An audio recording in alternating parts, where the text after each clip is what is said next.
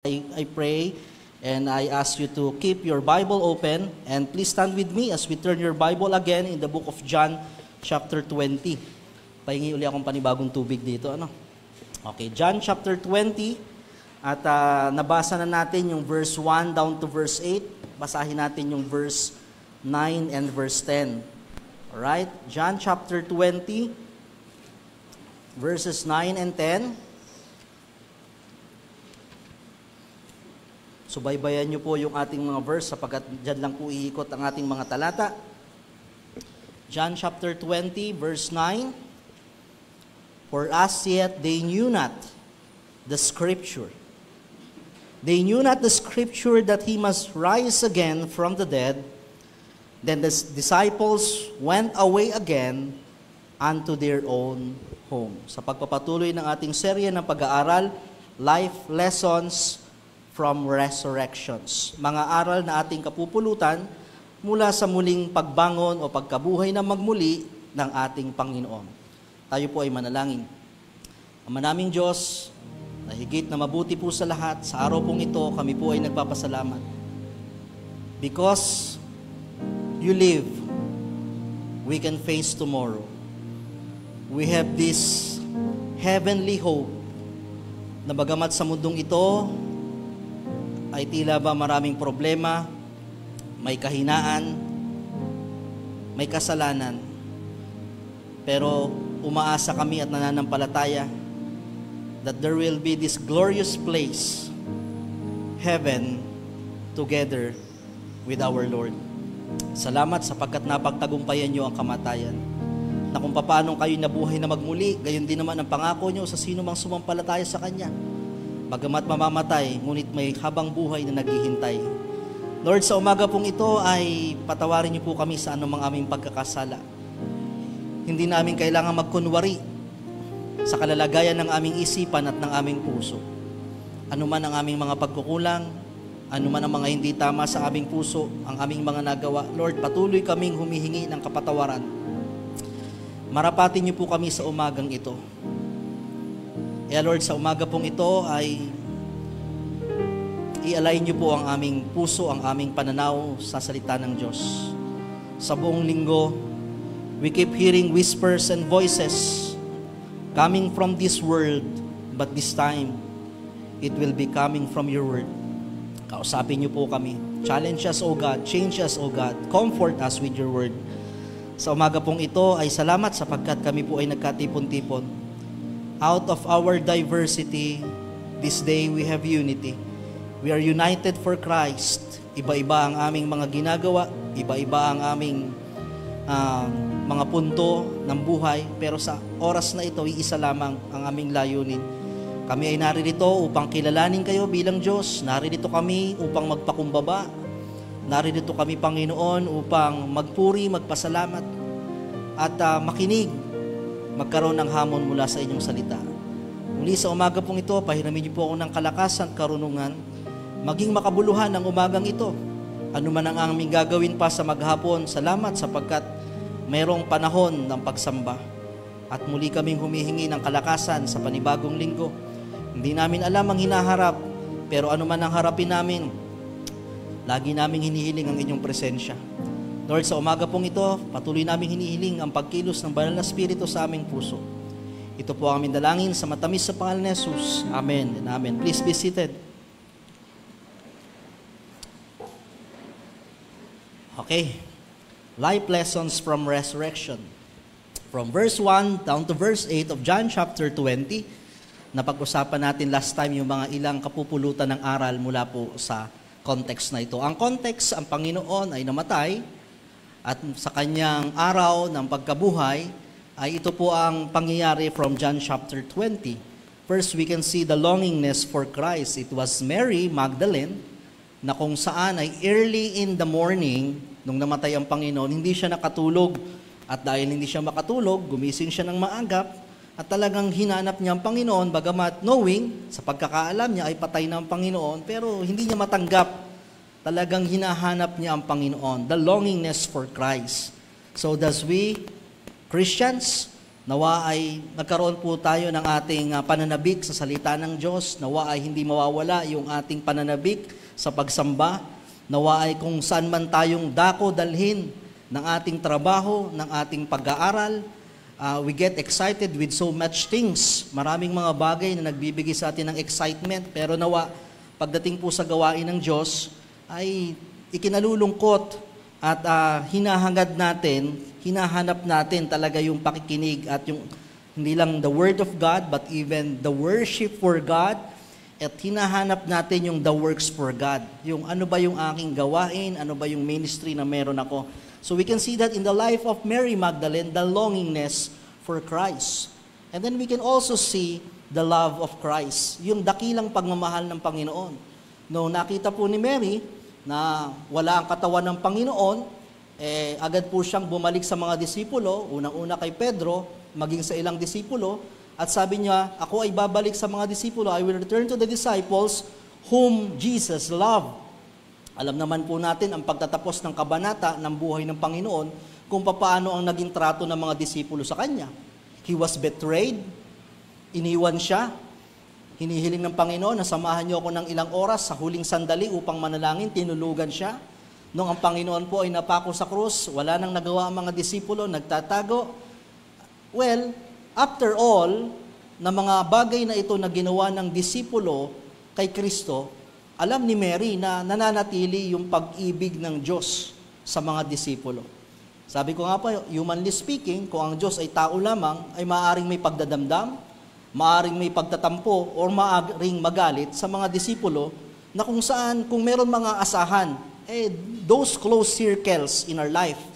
Kaya nga sa ating pambuhay, the person closest to you is the person that hurts you most. Yung mga taong malalapit sa atin, doon tayo nagdadamdam, doon tayo nagagalit, kasi hindi natin masyadong ine-expect yung mga malalayong tao.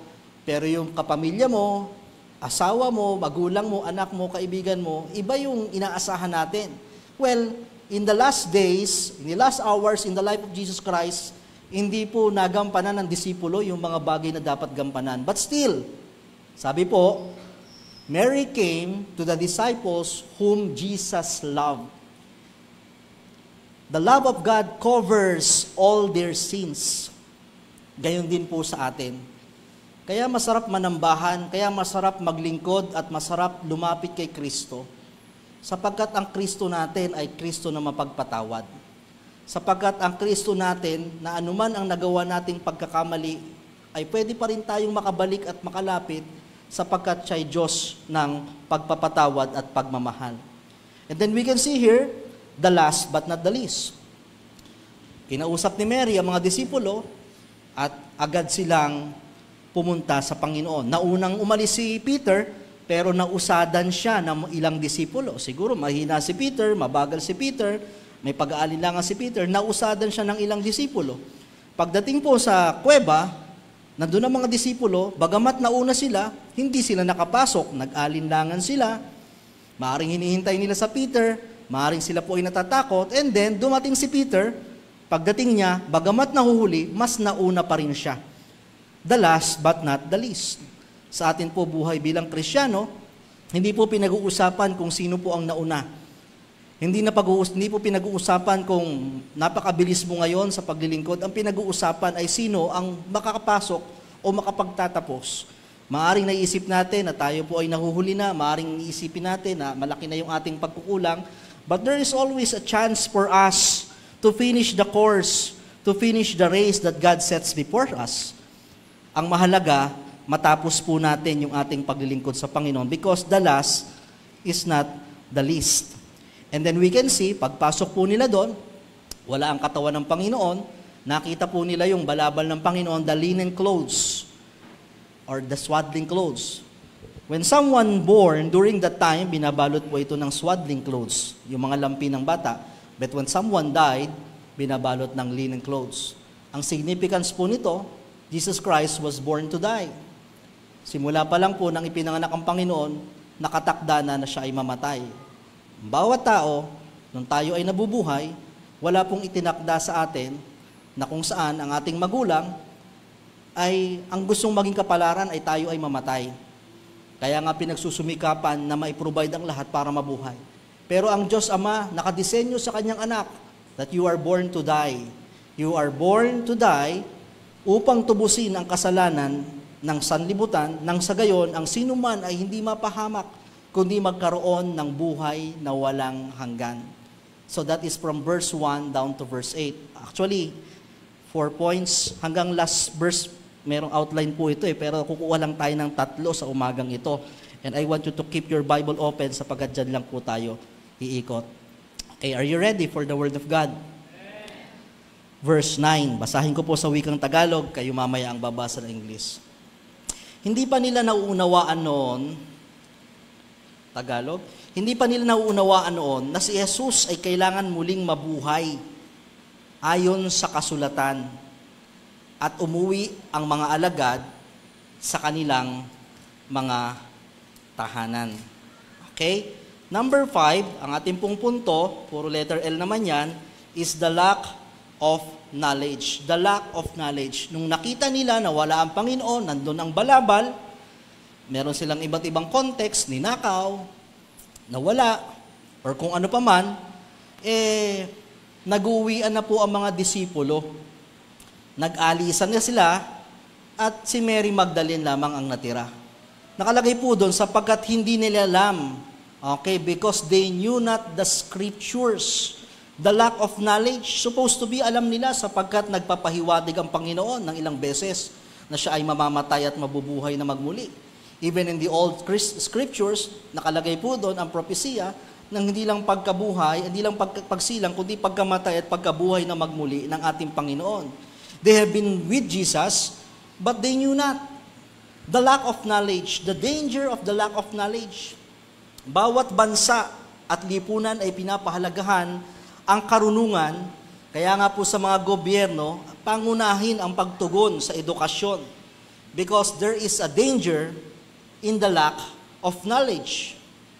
Well, if it's true in our practical and secular life, so does in our spiritual life. Napakahalaga po yung meron tayong tamang karunungan pagdating po sa salita ng Diyos. Lack of knowledge. Ngayong Semana Santa, makikita natin yung mga patuloy na kakulangan sa salita ng Diyos, mga patuloy na nabubulag sa tradisyon. Diba? Ang daming lumalabas yan. Natatawa lang ako ngayong mga post, mga reels. Ano? Nakikita nyo, napanood nyo ba yung Holy Kick? Okay? Yung Holy Punch. Ano? Yun yung Holy Kick, Holy Punch. Yung si Jesus ay napikon. Okay? Nanipa. Yung isa naman ay Holy Punch, nanuntok. Yan yung mga trending. Meron pang Holy Words. Nagmura si Jesus, nagalit. Yung mga nagpepenitensya. Alam nyo po, maraming mga tao na puno ng karunungang sekular, pero kulang sa kaalamang spiritual. The lack of knowledge. Mga nakatali sa tradisyon. Pero pinag-uusapan nga namin nung isang araw, yung tradition po, ng mga, lalo pag gantong Semana Santa, unti-unti nang nawawala. Dito, tuwing Holy Week, maingay dito yung mga nagbabasa, mga pabasa. Parang ngayong linggong ito ay wala masyadong nagbabasa. Sabi ko kasi, ang nagbabasa lang dyan yung mga lola eh. Yung mga medyo may, may edad. Yung mga kabataan, pagbasa mo, magtatawanan yung mga, okay? Pagbasahin mo yung mga millennials, yung mga Generation Z, magtatawa na, nawawala na. Okay, mga moryon, meron pa rin, pero ilan-ilan na. Yung mga nagpapapako sa krus, yun yung mga namamanata, pero yung bagong henerasyon, sa tingin nyo, may mabubudol pa ba sa ganun? Nawawala na, yung pagiging tradisyonal. Napapalitan na ng modern way of celebration. Ano yung modern way of celebration? Abay, kailangan lahat ay may flex na nasa beach. At hindi naman masama yan. Tayo rin naman ay nagpapagpag. Diba, kita mo talaga ngayon, kahit saan, basta may tubig, i-post mo. Kahit dyan lang sa gripo ng bahay nyo, kasi talagang summer ngayon, mainit. Yan yung modern way. Alam nyo, bilang Kristiyano, hindi lang tayo nagse-celebrate ng modern way, even traditional way, but biblical way. Alam natin yung mga tamang kaparaanan ng pagse-celebrate ng mga bagay patungkol kay Kristo. May panahon ng pagpapagpag, may panahon ng pamilya, may panahon ng family. Pero alam natin na ang panahon ng pagkilala at pag-alaala sa Panginoon ay panahon ng pagsamba. Kaya nga sabi nung isang post, dapat sa araw ng linggo, lalo pa araw ng pagkabuhay, ang mga Kristiyano, hindi sa beach at sa outing makikita, kundi sa araw ng pagsamba o sa iglesia. Ito yung kaparaanan natin na we have all the whole days of this week to do whatever we do. But if you really commemorate and remember the resurrection of Jesus Christ, naririto po tayo upang tayo po ay tumugon sa hamon. In fact, we will have our Lord's Communion this morning. Marami ang nakatali sa tradisyon. But we are not traditional, we are biblical. Alam natin yung tama at mali at naaayon sa utos ng Biblia. The lack of knowledge. We should not be arrogant to the teachings of the Word of God. The Lord gave us the Bible as the map, the manual, and the law and commandments as source of our knowledge. As Christians, marami pa rin po sa atin ang kulang sa kaalaman o nagbubulag-bulagan sa katotohanan ng kung ano ang tama at mali. Marami pa rin ang mga nakatali sa tradisyon. Hindi lamang Semana Santa. Pag may mga patay, ang dami pa rin nating mga kasabihan. Pag mga Pasko, pag mga bagong taon, that is the lack of knowledge. Our final truth and authority is whatever the Bible says. Well, may mga way of celebration naman na hindi biblical, pero hindi masama. Pero may paraan ang Panginoon kung papaanong siya inaalala natin sa bawat okasyon. It's either we lack of knowledge or we compromise. But among all the lack of knowledge, sa lahat ng kakulangan sa kaalaman, lalo pa sa mga aral ng Diyos, ang pinakamahirap na kakulangan ng kaalaman ay yung kakulangan sa kaalaman sa kaparaanan ng kaligtasan. Okay. Diyan pa ba kayo? Amen. Okay, wala mo nang tutulog ha, nadidistract ako eh. Okay? The lack of knowledge about salvation. Ang pinakamalaking kakulangan sa karunungan ng sangkatauhan ng mundong ito ay yung kakulangan sa kaalaman, sa kaparaanan ng tunay na kaligtasan. Many are blinded by the truth. Hindi po masabi natin na walang alam sapagkat secular, practical things ay matatalino ang tao. Kung may gusto man po na itwist na katotohanan ng dyablo, yun ay ang katotohanan na tanging si Kristo lamang ang tagapagligtas. Maraming kaparaan ang tinuturo sa mundong ito, papaanong ang tao ay makababalik sa relasyon sa Diyos at makapupunta sa langit. Maring ang iba ay nagtuturo na sa pamagitan ng mabuting gawa. Kung sa pamagitan ng mabuting gawa, ang langit po ay magiging maingay sapagkat ang bawat isa ay magyayabang.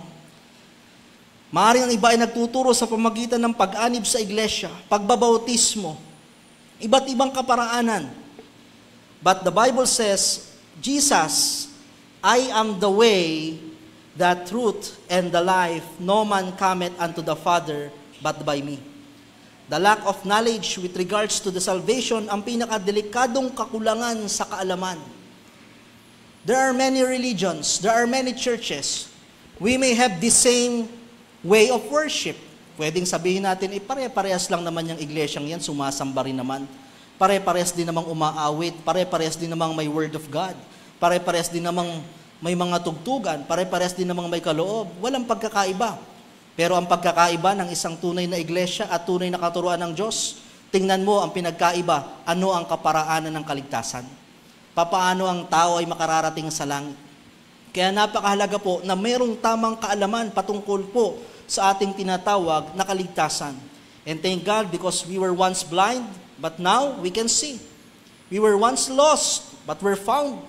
Salamat sapagkat hindi man tayo ganong katalinong tao.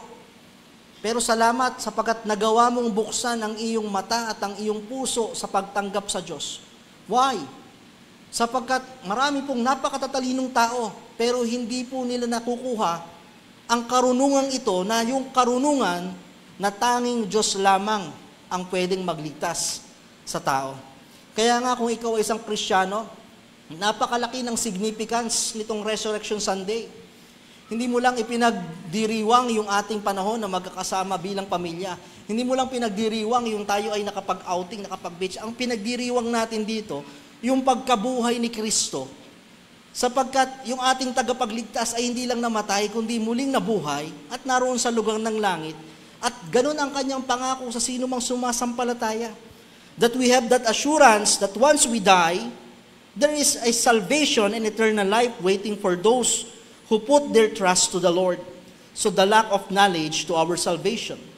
The lack of knowledge about tribulation. Ang context nito, maaring nag-uwian na ang mga disipulo pagkatapos. They have the lack of knowledge with regards to tribulation. Hindi nila naunawaan kung ano ba yung mga sasapitin, pagdadaanan ng Panginoon, at hindi rin nila naunawaan yung mga sasapitin nila bilang disipulo, na they will also carry the cross of sacrifice to follow Jesus Christ. Hindi nila naiintindihan yung concept of following Jesus Christ. It's not always in a smooth sailing or maganda ang buhay. May mga pagsubok na darating. May mga suffering. Hindi lang suffering, kundi even to the point of dying. Pero ang di nila alam, may pagkabuhay na magmuli at may mga pagsubok na sasapitin ng isang mananampalataya. In this life, we have so many questions. Marami tayong pagtatanong sa Diyos. Bakit kung kailan ako'y naging mananampalataya? Bakit kung kailan ako'y naging tapat? Bakit kung kailan ako'y ginagamit ng Diyos? Nasaan ang Diyos? Bakit ako nagkasakit? Bakit ako nawalan ng trabaho? We have a lack of knowledge with the Word of God. Because every questions we have, the Bible has many answers. And we are not the only one. If you can see all the life of a godly characters in the Bible, we have the knowledge of how they suffer and how they have been through, not just in their salvation, but in their tribulations. Pansinin natin ang mga buhay ni David, ni Moses, ni Apostol Pablo, na mga kilalang karakter sa Bible. Hindi lahat smooth. Kaya nga natin sila kinukuhanan ng mga aral. Pero bagamat ang buhay nila ay buhay na matagumpay, pero hindi po ganun kadali ang lahat. Why? Because they knew the scriptures. Sa buhay na lang ni Joseph, bata pa lamang, pinangako na ng Panginoon na siya'y magiging mataas, ang kapalit. Siya po ay napunta hindi lamang sa baba, kundi below the ground. Sa buhay ni David, pinangakong magiging hari. Pero anong nangyari? Nagtatago, maraming kaaway, maraming mga kahinaan sa buhay. Pero nandun yung pangako ng Diyos. Gayon din sa ating buhay. If we will just have knowledge about the scriptures, unti-unti nating maiintindihan ang plano ng Diyos. Unti-unti nating mauunawaan ang mga nangyayari sa buhay that all things work together for good. Pero may condition, to them that love God. To them who are called according to His purpose. We are called according to God's purpose. We are called to serve. They knew the scriptures. That's why we have the scriptures. Kaya nga tayo po ay nakikinig ng salita ng Diyos upang magkaroon ng kapakinabangan, upang magkaroon tayo ng map. This will be our guide, manual, and even law or commandments. Number 1 is the lack of knowledge. They have been with Jesus Christ, but they knew not. It can be that you're always on the church, but you don't have the knowledge of Jesus Christ. It can be that you're always here. It can be that you're having a ministry. It can be that you're always hearing the Word of God, but still you don't know Jesus Christ well.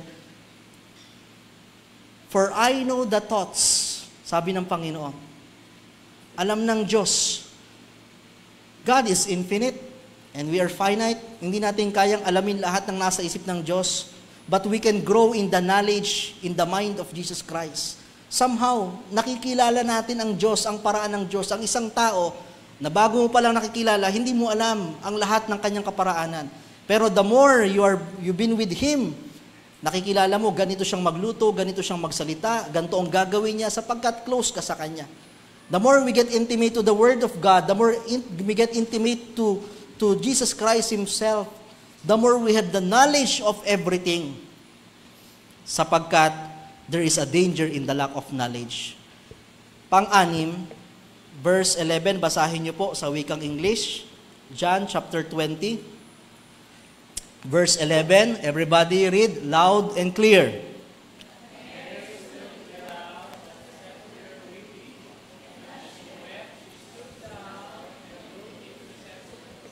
Alright. Si Maria ay nakatayong umiiyak sa labas ng libingan. Habang umiiyak, yumuko siya at sumilip sa loob. Yung mga disipulo, nag-uwian na. Siguro hindi sila, wala namang mangyayari. Patay na ang Panginoon. Hindi namin alam kung ba't nawala yan. Siguro kinuha. Umalis na tayo. Baka makita pa tayo ng mga Romano dito. Mahirap na. But not with Mary. Hindi siya maka-get over. Talagang dinamdam niya ang pagkawala ng Panginoon, not just the longingness, but the loneliness. Ikinalungkot niya na talagang wala na ang Panginoon. And who is this Mary? Hindi ito yung Mary na nanay ni Jesus. Pwedeng sabihin nyo, kasi nanay naman yun. No, this is not the Mary. This is not the mother of Jesus Christ. This is Mary, the Magdalene. He was a prominent figure in the life and the ministry of Jesus Christ. Several times siyang na-mention sa Bible, especially noong time of crucifixion and burial and resurrection. Pero si Mary po is a woman of strong faith kung saan who had been healed of 7 demons by Jesus Christ. Isa siya sa pinalaya ng Panginoon sa kapangyarihan ng mga demonyo or ng masamang espiritu. Kaya po nandun yung kanyang loyalty and his unwavering faith simula po nung panahong yun. Makikita natin po yung hindi lamang longingness, kundi loneliness, pagkalungkot at pangungulila. Sa mga disipulo, move on na.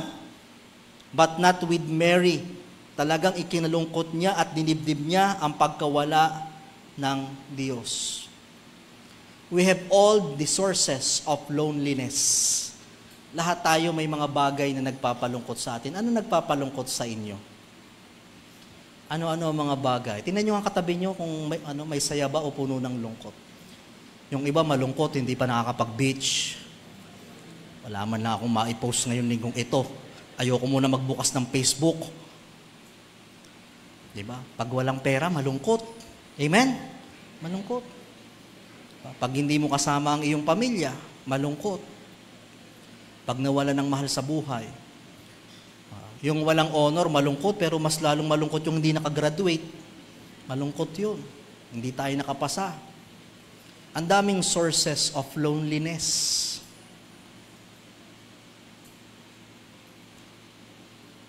But how about when you see yourself far away from Christ?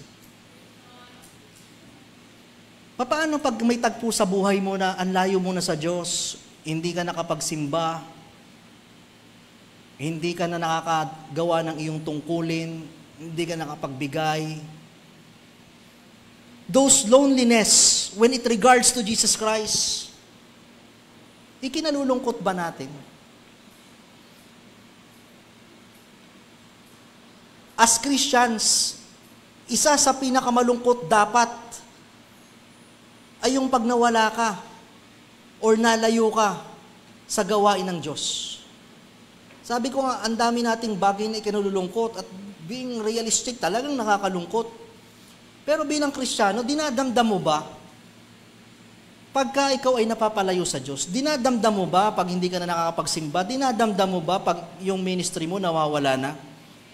Because for Mary, that is the source of her loneliness. Malungkot siya eh. Hindi niya matanggap na ganun-ganun lang na nawala ang lahat. We are all heading to our earthly success. Kaya nga ang nakapagpapalungkot sa tao, yung mga pagkawala ng material na bagay. Hindi naman masama sapagkat nasa lupa tayo. But regardless of your success, kung ang Diyos nawala sa iyong buhay, hindi mo matatawag na success. Sapagkat sabi nga, the blessings of the Lord, it maketh rich, but He added no sorrow in it. Mahirap yun, yung pinagpala pero malungkot. Kasi sa isang mananampalataya, sabi ng Panginoon, kung talagang tunay na mananampalatayan, makuha man yan yung kanyang mga gusto, pero kung wala na ang Diyos, may sorrow, malulungkot yan. Mayroong kulang sa kanyang buhay. Kaya nga dapat bilang Kristiyano, hindi lang dapat nararamdaman natin yung longingness, kundi talagang yung loneliness, yung pagkalungkot. Nalulungkot ba tayo pag tayo ay matagal nang hindi nakakapanambahan? Pag hindi na tayo nakapag-devotion? Pag hindi na tayo nakakadalo ng fellowship or ministry? Alam nyo, nakakatakot sa nakakalungkot? Alam nyo ang mahirap? Yung sa una, hinahanap mo pa, yung sa una, nalulungkot ka pa, pero hanggang dumating yung time, nai-immune ka na. Yung kahit matagal na, parang okay na. Pinakang mahirap yung nawala na yung longingness or loneliness. Parang nasanay ka na uli, nawala ang Diyos sa buhay mo. Nasanay ka na uli, na hindi na nanalangin, hindi nakakapanambahan. Nasanay ka na uli, na dati kang may ministry, wala na ito. Yun yung nakakalungkot. Alam nyo, ang nakita kong isa sa pinakamahirap makabalik, yung natutunan na niya na mamuhay, na wala ang Diyos sa kanyang buhay. Pag nawala na yung sense of longingness and sense of loneliness sa'yo, bantayan mo. Yung okay na lang sa'yo, na wala si Kristo. There should be always a feeling of longingness and loneliness wherever you are. Kaya nga, I always encourage you, kung saan man kayo magtatrabaho, mag-OFW man kayo, magmamaynila man kayo, mga anak nyo magtatrabaho, mag-aaral, i-consider nyo rin, hindi lamang yung secular na pag-aaralan, yung spiritual, saan siya mananambahan. Sapagkat kasasanayan ng bawat isa na mabuhay ng walang Diyos. There should be a sense of loneliness whenever there is a time for you to hear the Word of God and come to church and to give and to serve and you're not there. Dapat may lungkot. O sanay na ba tayo? Sanay na ba tayo? Diba? Nakakapanibago. Diba? Pag may mga time na namimiss natin yung gawain ng Diyos. Huwag tayong masasanay. There is a holy guilt na pag nararamdaman natin yon, magandang nararamdaman natin sapagkat dapat laging may kurot at pananabik sa mga panahong we miss Christ in our life. So number 6, the loneliness. Okay, number 7, the last, verse 12, okay, 13, 14. Salitan tayo ng pagbabasa. Verse 12, are you there? Basahin natin loud and clear yung pagbasa na buhay. Verse 12, ready, begin.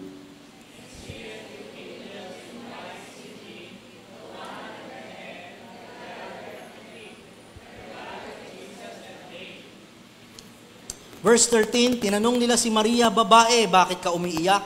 Sumagot siya, kinuha nila ang aking Panginoon, hindi ko alam kung saan siya inilagay. Verse 14.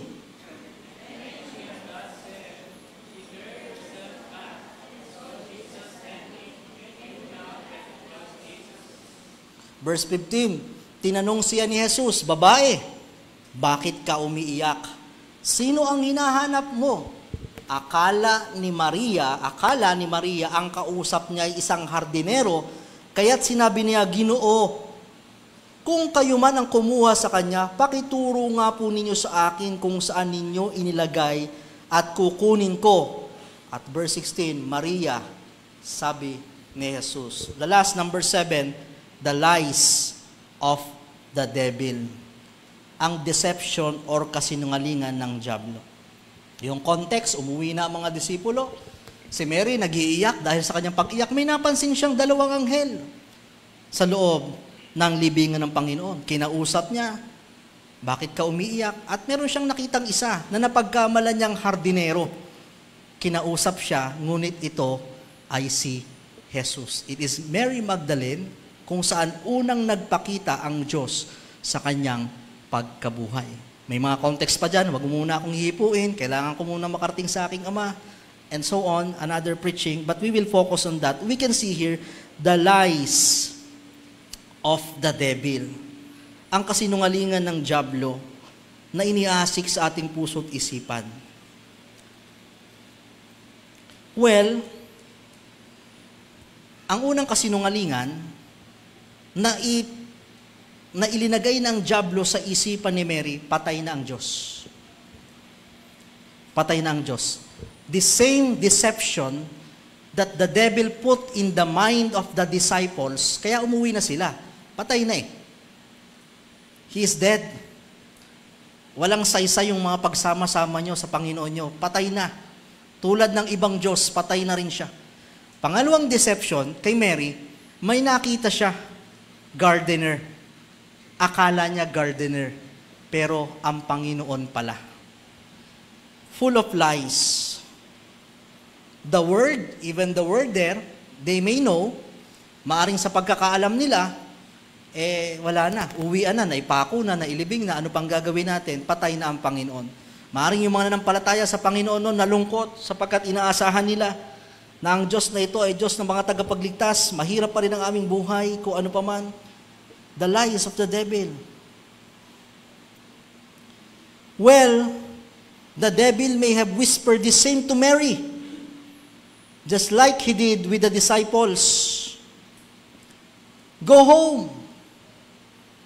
Your master is dead, but it's a lie. Because he is not dead, he is risen.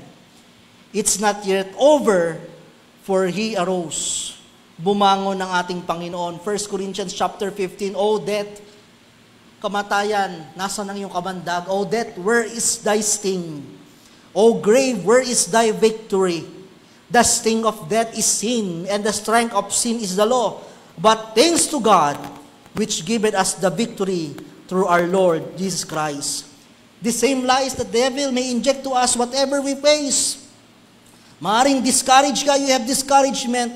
Maaring may mga delay sa iyong buhay, may mga denial kang dinaranas, or even death. It's over, you cannot get up. But it's a lie. Because we are on the winning side. Maaring sa lupang ito, mukha tayong talo. Maraming mga pagsubok, karamdaman, mga problema, mga paghihirap. And maybe the world and even the devil, we thought that we are defeated. But once we die, and once we all get to heaven, we will sing and shout the victory. Oh death, where is your sting? Maaring nakakalungkot ang kalalagayan ng isang Kristiyano. Maaring ang iba ay namatay na may kahirapan pa rin, ang iba ay dumanas pa rin ng mga karamdaman. Pero mula sa ating kamatayan, doon natin mararamdaman ang tunay na katagumpayan katulad ng Panginoon. What are your situations in your life that you felt you are lost or dying? Ano yung mga sitwasyon sa buhay mo na tila ba sa piling mo ay talunan ka na, wala ka na? Katulad po ng mundo nung panahong yon, ang akala nila talunan na sila. Akala nila baliwala lahat ng pagsunod nila sa Panginoon.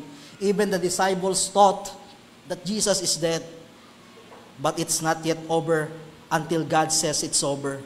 Do not hear the voice and the whispers of the devil. Clear your tear, it's time to move. Because our Jesus is alive. He is risen Savior. And because He lives, we can face tomorrow.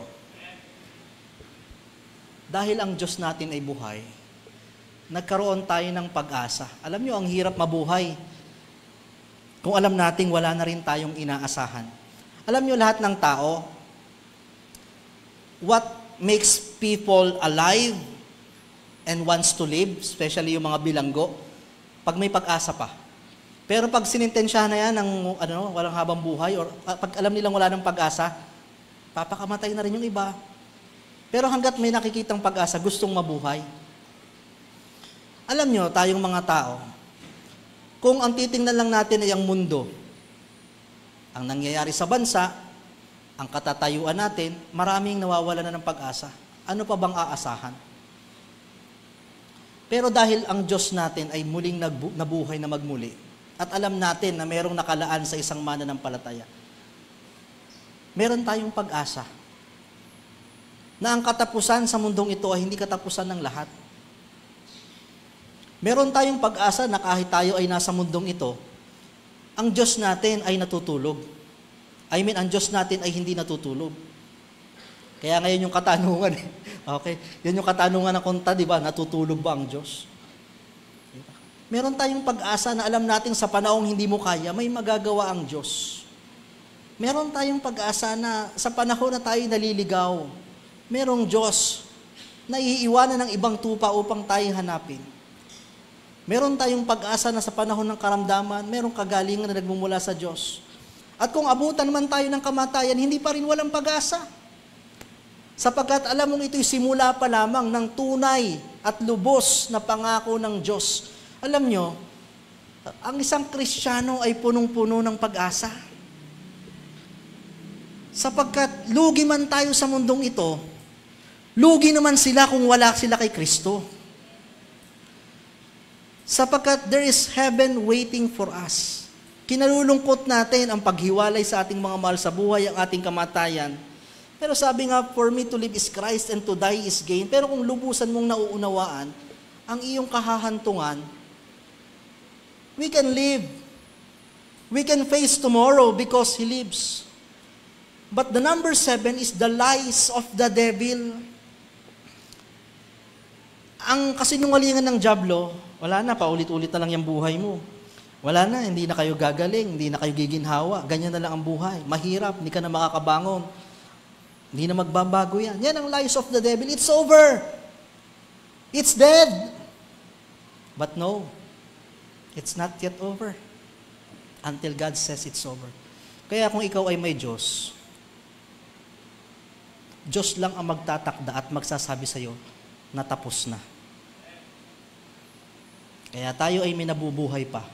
Hindi tayo binubuhay ng Diyos para lang dumaan sa puro pagsubok at problema. May mga nakalaan pang mabubuting bagay ang Diyos sa ating buhay. Kaya kung meron pang mga nakalaang mabubuti at hindi naman lahat ay mahihirap, let us live and face tomorrow. Do not listen to the whispers of the devil. All throughout the week, maririnig nyo ang wika ng dyablo. But every time we hear the word of God, we must possess it in our minds and in our hearts, na kung saan, sa dami ng pwedeng panghawakan natin kung ano ba ang sabi ng Panginoon. Do not recognize and do not let the lies of the devil enter into your hearts and into your minds. We battle not against flesh, but against wickedness and spiritual things. Kaya paglabanan natin, anuman ang idinidikta sa atin ng dyablo. And because He lives, we can face tomorrow. Tayo pong lahat ay tumayo.